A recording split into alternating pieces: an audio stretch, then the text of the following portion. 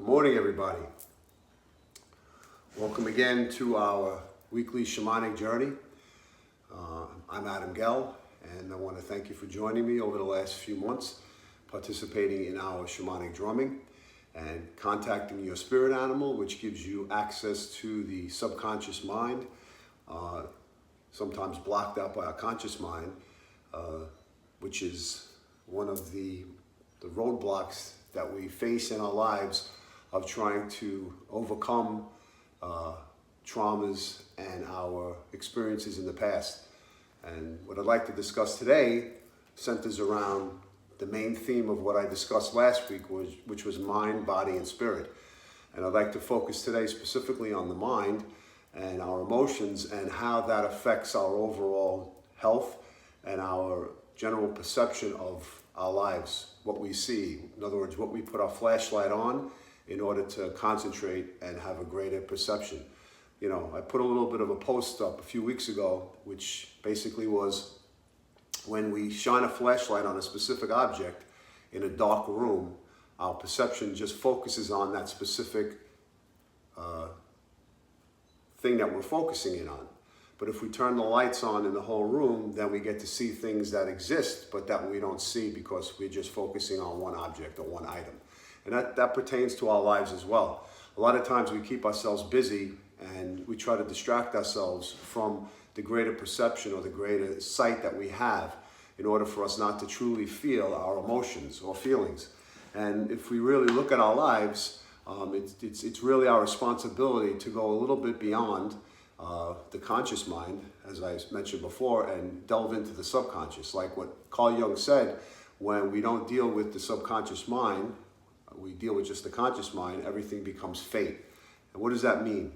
Well, generally it means that we take things as they are, face value, rather than going deeper to uncover some of the traumas, some of the gifts, some of the things that we possess that were closed or shut down by our ego in the attempt of not having to feel specific types of emotions or feelings. And so it's our journey and it's our lives to uncover the past and go deeper, uncover some of the shadow parts of ourselves, mostly the inner child, which I've mentioned before in another session, and how the inner child really affects our present day lives as adults. And how that when we don't validate the inner child has a way of creeping up on us and having a tantrum and showing itself. And in the process of us not wanting to deal with the inner child, we feel shame and we feel a sense of suppression, of wanting to hide it. And when we hide a part of ourselves, we're truly not whole. So in order for us to have a healthy mindset, and we have to deal with our feelings, our emotions. Generally, when we deal with feelings, we sometimes rationalize them and we overthink them, and we sometimes become overwhelmed. Sometimes we simply just have to feel the emotions. Emotions are like water that flow. And when we block them, they start to build up within our body and they start to cause disease, emotional disease, depression, anxiety. The process of feeling our feelings and letting them flow, as I mentioned before, like water, will allow us to feel things more smoothly and allow them to come through us and pass through us. It's not that we have to control our emotions. We have to just feel them and let them go. So our mind, again, is our template for our physical body's health, right? The things we think about, the things that we don't deal with, wind up finding themselves in our physical body. So it's imperative, it's important for us not to be in a specific type of rush, but it's important for us to basically feel our feelings, nurture ourselves with these feelings, and not deny ourselves and feel shamed by them.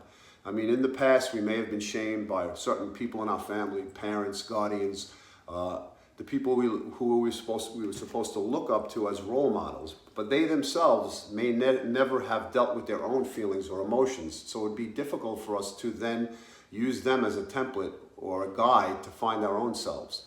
So we need to reestablish ourselves and reestablish our own mindset. And that requires us to go back in the past to look at the role models that were positive and the role models who may have been negative.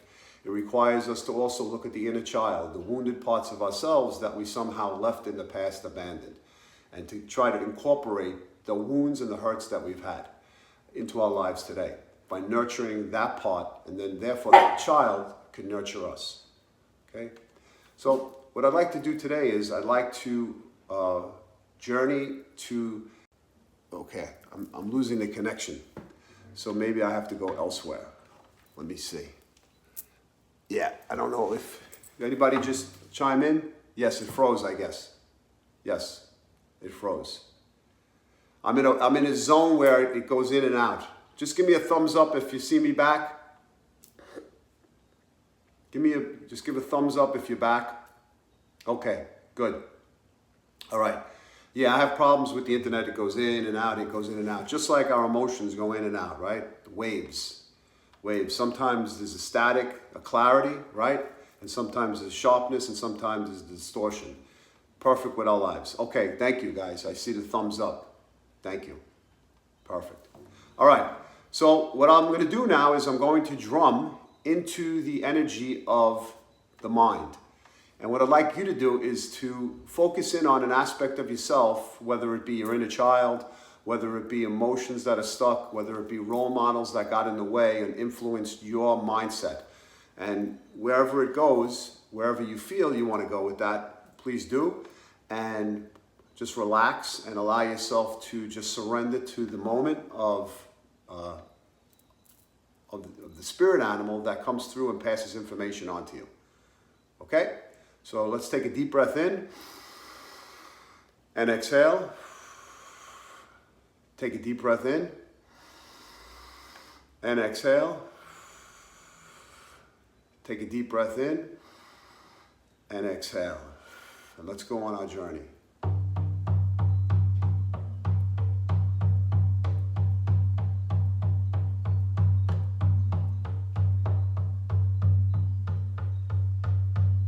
We're walking on an open plain. Open fields to the left, open fields to the right. And as we look in front of us, we see the vastness of the nature that presents itself in front of us. The skies are blue with a few clouds in them. And you take a deep breath in and smell the freshness of the air.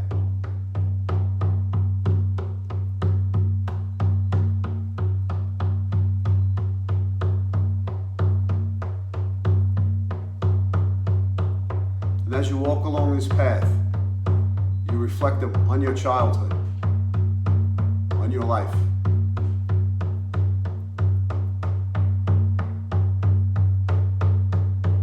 And the courage it takes to go back, but the riches that you receive from doing so.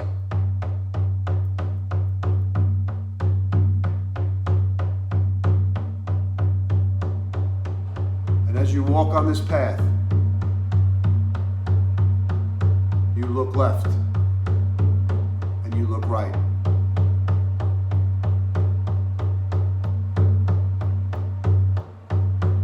And as you walk along the path, you notice to the right, there's a little dugout cave that goes on a downward path that you didn't see as you were walking on this path at the beginning.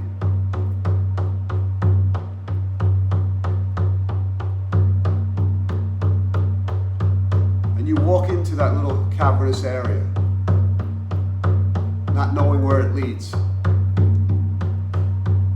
but having done journeys before, you're accustomed to what to expect. And as you walk into this cavernous area, it turns left and right. And then you see a light coming from the end of this path. And you walk out into a new world, a new area, a new landscape. What do you see?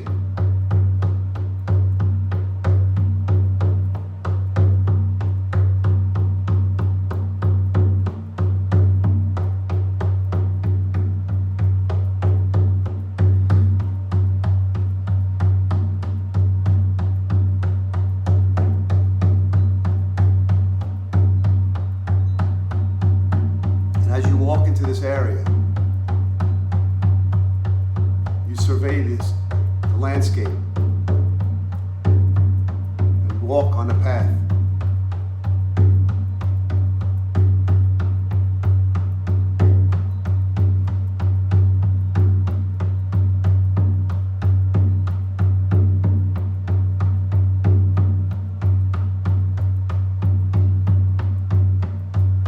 As you're walking, a spirit animal comes in front of you.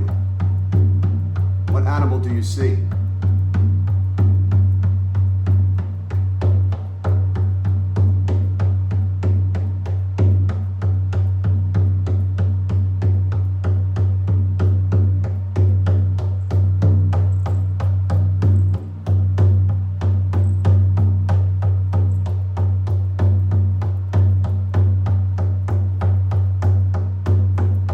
You ask the spirit animal, what is it that your mind needs at this moment?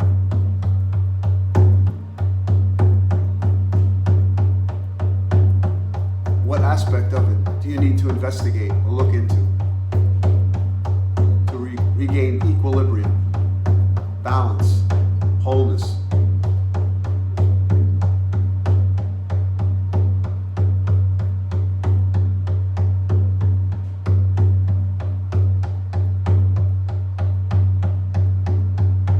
Listen for the answers.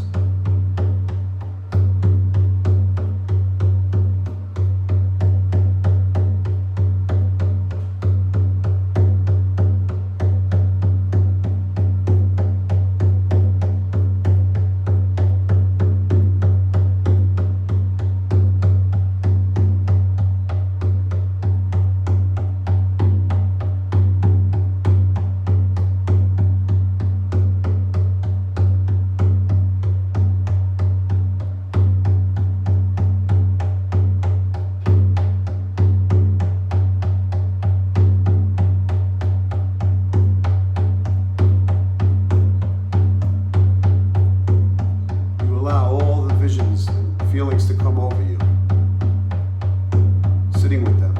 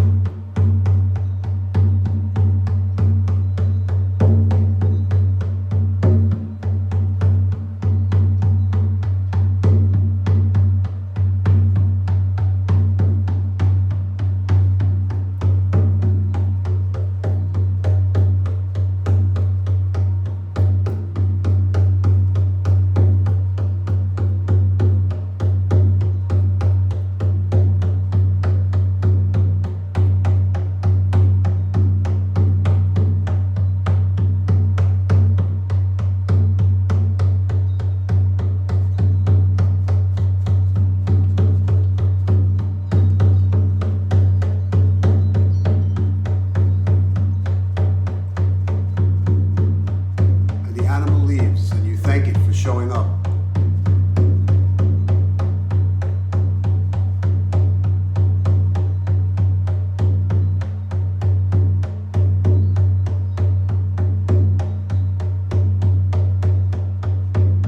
Then you turn yourself and head back on this path.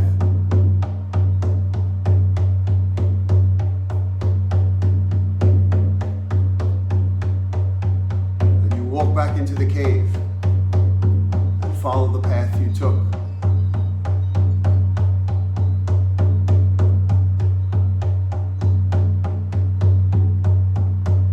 And you yourself back on the original path, the open field. The sun is still shining and the air is fresh. And you take a deep breath in and exhale.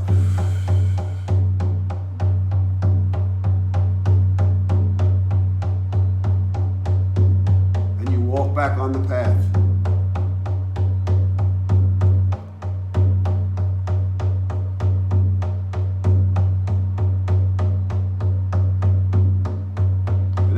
Back, there's a large gray boulder on the right. And you put your hands on this boulder. And you make contact with Mother Earth. As the rock absorbs your positive ions.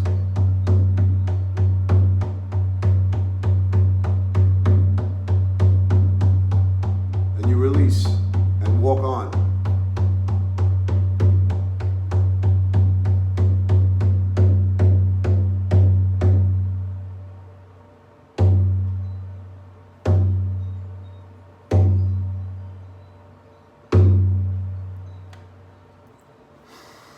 Take a deep breath in and exhale.